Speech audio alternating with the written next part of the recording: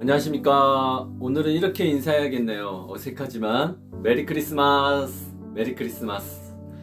이제 대림절 4주간이 지나고 하얀 촛불 그리스도의 빛이 이 땅을 환하게 비추는 그날이 왔습니다. 지난 4주간 내용을 가볍게 한번 정리해 볼까요?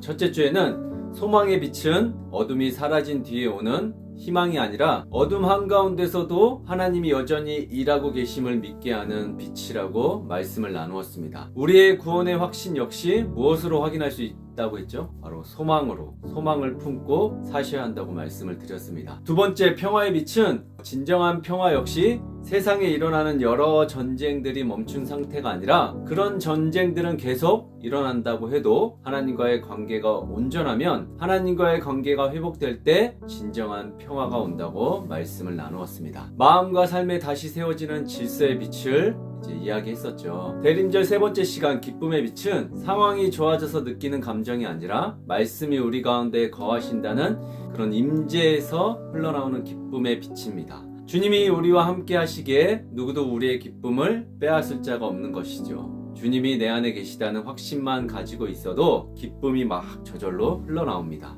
4주째는 사랑의 빛으로 말로 이성으로 인간에게 겨우 설명된 사랑이 아니라 말 구유로 내려와 우리의 곁에 머무신 하나님 자신의 사랑의 빛이 우리 가운데 비추어졌다고 말씀을 나누었습니다. 이걸 다시 한 문장으로 이렇게 묶으면 소망은 약속이 있었고 평화는 길이 되었으며 기쁨은 그분의 임재였고 사랑은 그분의 완전한 낮아짐이었습니다. 이제 원점으로 돌아와 다시 본질적인 질문을 한번 해보도록 하겠습니다. 여러분, 인간은 무엇으로 살아갑니까? 인간은 평생 자신의 결핍을 채우기 위해 관리하며 살아가는 존재라는 생각을 하게 돼요. 한번 맞는지 볼까요? 돈을 쫓는 이유는 돈 그 자체 때문이 아니라 돈이 가져다 줄 것이라고 믿는 안정감과 평안 때문입니다. 사람은 가난 자체가 두려운 것이 아니라 가난으로 인하여 버려질까봐, 그래서 자신의 존재가 무너질까봐 두려운 겁니다. 그래서 물질을 쫓는 사람과 물질에 쫓기지 않는 사람들을 보면 돈이 자기 지갑에만 있는지 밖으로 흘러보내는지를 보면 알 수 있습니다. 관계도 마찬가지입니다. 사람은 혼자서는 살 수 없기에 끊임없이 관계 안으로 들어가고 그 안에서 얽히고 설키며 상처받고 그랬다가도 또 누군가에게 이렇게 기대합니다. 또 관계가 주는 기쁨보다 관계가 끊어질 때 오는 고립과 외로움을 더 두려워하기 때문이죠. 그래서 인간은 타인의 시선을 의식하며 살아갑니다. 저 역시 마찬가지예요. 의식을 안 할 수가 없죠. 나는 괜찮은 사람인가? 사람들이 나를 어떻게 볼까? 어떻게 생각할까? 나를 인정해 주지 않으면, 나를 대우를 해주지 않으면 어떡하지? 계속 꼬리표처럼 따라오죠. 이 질문에 대한 답을 자기 안에서 찾지 못하기 때문에 사람들의 평가 속에서 자신을 계속 확인하려 합니다. 그 결과 우리는 돈으로 자신을 증명하고 관계로 자신을 막 붙잡고 성과로 자신을 설명하며 살아갑니다. 그리고 어느 순간 우리는 스스로 성공한 사람, 실패한 사람으로 이렇게 나누게 됩니다. 외부 기준에 의하여 규정되는 사람들, 타인의 삶을 통하여 자신을 증명하려는 불쌍한 사람들이 많이 있습니다. 그분들은 항상 바깥에서 의미를 빌려와야 합니다.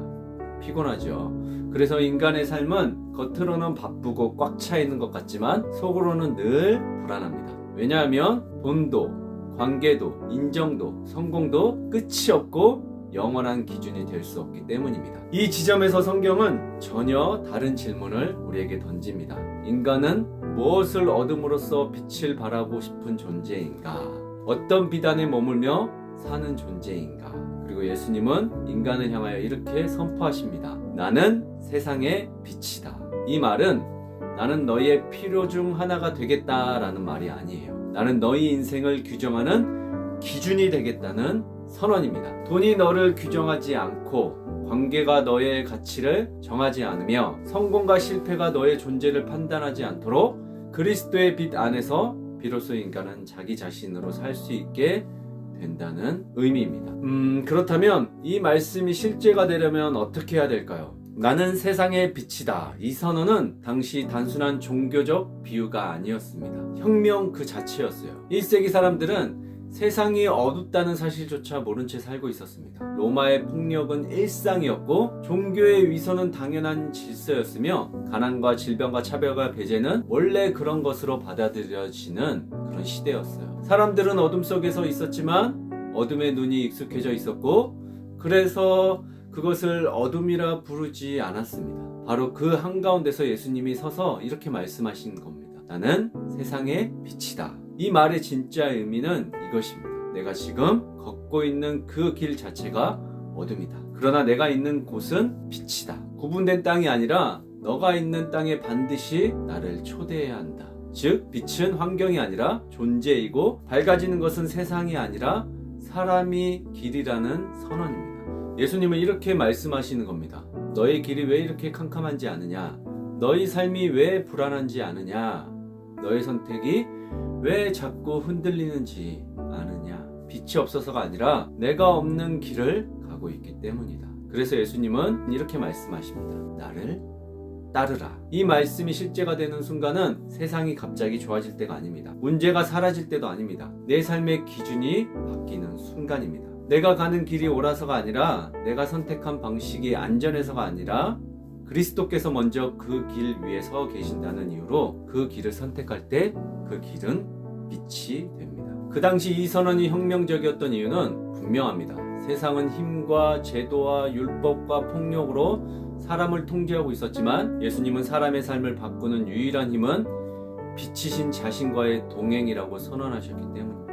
그래서 이 말씀은 과거의 문장이 아니라 오늘 우리의 삶을 향한 초대입니다. 내가 어디에 있든 내가 얼마나 어두운 자리에 있든 내가 그곳에 있으면 그곳은 빛이 된다. 이것이 나는 세상의 빛이다 라는 선언이 그때도 혁명이었고 지금도 여전히 혁명인 이유입니다. 목숨 말씀의 마지막 시간이 될지도 모르겠습니다. 오늘 그래서 오늘은 잠깐 지난 10개월의 여정을 나누려고 합니다. 저는 올해 2월 말 교회를 사임했습니다. 그 이후로 10개월의 시간이 흘렀고 2026년 1월 첫째 주 온라인으로만 존재했던 그 한 교회가 정발산 아페스타 한복판 현장의 자리에서 첫 예배를 드리게 됩니다. 혼자 기획하고 혼자 글쓰고 혼자 영상을 찍고 혼자 편집하고 혼자 돌아다니며 혼자 결정하고 혼자 이 모든 시간을 감당했습니다. 그때 상황은 그랬습니다. 나는 혼자다.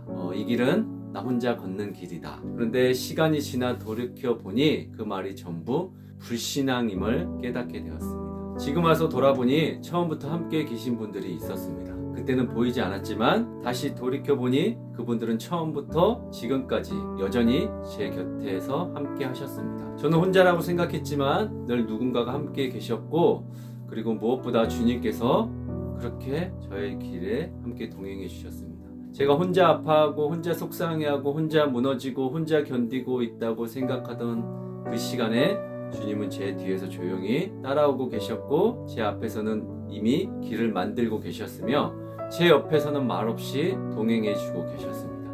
저는 혼자 버티고 있다고 생각했지만 주님은 한 번도 저를 혼자 두신 적이 없으셨습니다.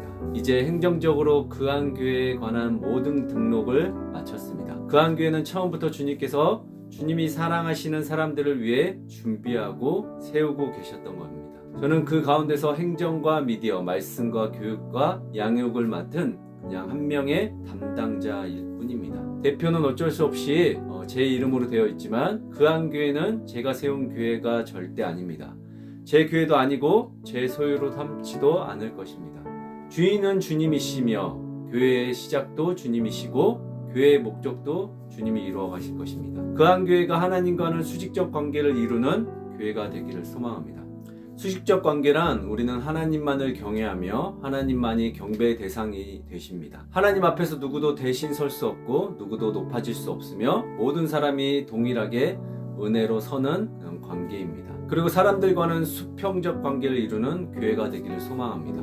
수평적 관계란 서로를 평가하지 않고 비교하지 않고 위아래 만들지 않으며 그저 함께 걸어가는 관계입니다. 그렇게 하나님께서 기다리시고 찾으시고 포기하지 않으시는 그 한 사람을 위한 그 한 교회 되기를 기도합니다. 오늘은 성탄절입니다. 하나님께서 가장 낮은 이 땅 가운데 인간의 옷을 입고 오신 이유는 바로 그곳에 저와 여러분들이 있기 때문입니다. 우리가 낮아진 것이 아니라 하나님이 낮아지셨습니다. 우리가 깨끗해진 것이 아니라 주님께서 더러워지셨습니다. 주님은 우리에게 당신의 거룩한 흰 옷을 입혀주시고 당신은 자신의 피로 얼룩진 옷을 입으셨습니다. 그래서 성탄절은 캐롤 몇 곡 듣고 지나갈 날이 아니고 영화 한 편 보고 끝날 날도 아니며 휴일이라고 흥청망청 보낼 날이 아닙니다. 오늘은 주님이 오신 날입니다. 당신의 모든 죄와 허물을 위하여 하나님께서 이 땅에 오신 날입니다. 그러니 오늘 조용히 그러나 분명히 이렇게 고백하면 좋겠습니다. 주님, 이 땅에 성탄해 주셔서 감사합니다. 주님, 저를 포기하지 않으시고 성탄으로 오셔서 정말 감사합니다. 마라나타 주 예수님, 어서 오시옵소서. 기도하겠습니다. 살아계신 아버지 하나님, 성탄으로 그 빛을 완성하신 주님의 은혜에 감사를 드립니다. 지난 시간들을 돌이켜보니 주님께서 매주 목요 숨쉬는 말씀, 목숨 말씀으로 메시지를 허락하시고 광야 같은 우리의 삶 위에 하늘의 만나를 내려주심을 너무 감사드립니다. 말씀이 없었다면 버틸 수 없었고 말씀이 아니었다면 길을 잃었을 때 우리의 시간을 주님께서 한 주 한 주 붙들어 주셨음을 고백합니다. 우리는 어둠이 너무 익숙해 그 어둠을 어둠이라 부르지 못한 채 그렇게 살았음을 고백합니다. 스스로 옳다고 여기며 걷던 길, 주님 없는 선택과 주님 없는 확신이 우리의 삶을 더 깊은 어둠으로 이끌었음을 또한 고백합니다. 주님, 이제는 더 이상 어둠을 벗어나려 애쓰지 않게 하시고 그리스도의 빛이 내 안에 머무는 삶을 살게 하여 주옵소서. 세상이 밝아지는 기다리는 인생이 아니라 주님이 계신 곳으로 방향을 옮기는 인생이 되게 하여 주옵소서. 우리의 길이 환해지는 이유는 상황이 좋아서가 아니라 주님께서 그 길에 함께 계시기 때문임을 믿음으로 고백하게 하옵소서. 주님, 우리가 빛을 소유하려 하지 않게 하시고 빛에 의해 사라지는 존재가 되게 하여 주옵소서. 스스로 빛나려 애쓰지 않게 하시고 그리스도의 빛을 반사하는 삶이 되게 하여 주옵소서. 이제 주님, 앞으로 세워질 그한 교회를 주님 손에 올려드립니다. 사람의 계획이 아니라 주님의 뜻 위에 세워지는 그런 교회 되게 하시고 숫자보다 한 사람을 귀히 여기며 어떤 성과보다 순종을 택하는 공동체 되게 하여 주옵소서. 그한 교회가 하나님과는 분명한 수직적 관계 안에 서서 은혜로만 주님 앞에 서게 하시고 사람들과는 건강한 수평적 관계 안에서 서로를 판단하지 않고 함께 걸어가는 교회 되게 하여 주옵소서. 상처 입은 자들이 조심스럽게 문을 열고 들어올 수 있는 교회, 믿음이 약한 자들이 정죄받지 않고 숨 쉴 수 있는 교회, 길을 잃은 자들이 다시 빛을 발견할 수 있는 그런 교회 되게 하여 주옵소서. 주님, 그한 교회를 통해 주님이 기다리시고 찾으시는 그 한 사람이 마침내 주님께로 돌아오게 하여 주옵소서. 오늘도 우리 앞에 서서 말씀하시는 나는 세상의 빛이다 그 음성에 순종하여 주님을 따르는 삶을 살게 하여 주옵소서. 성탄의 기쁨으로 우리의 삶을 비추어 주시는 살아계신 예수님의 이름으로 기도드립니다. 아멘.